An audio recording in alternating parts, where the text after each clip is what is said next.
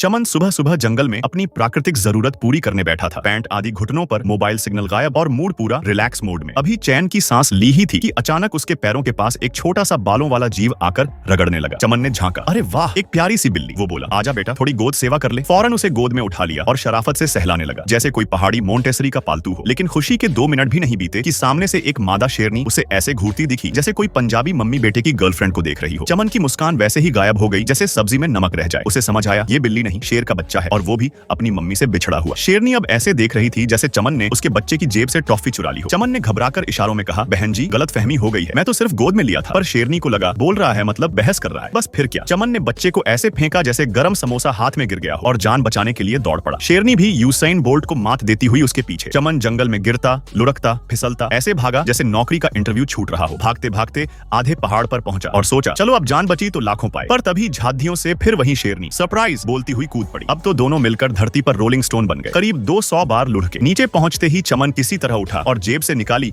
एक ट्रैंक्विलाइजर की शीशी। शेरनी फिर से झपटी, लेकिन इस बार चमन बोला, ले बहन, आज तू सोएगी, और सीधा इंजेक्शन घुसेड़ दिया उसकी नस में। 2 सेकंड भी नहीं बीते, शेरनी ऐसे धड़ाम से गिरी जैसे बिजली का बिल आया हो। चमन वहीं बैठा, पसीने से तरप-तर, और बोला, कसम से आज से मैं घर के टॉयलेट को VIP ट्रीटमेंट दूंगा।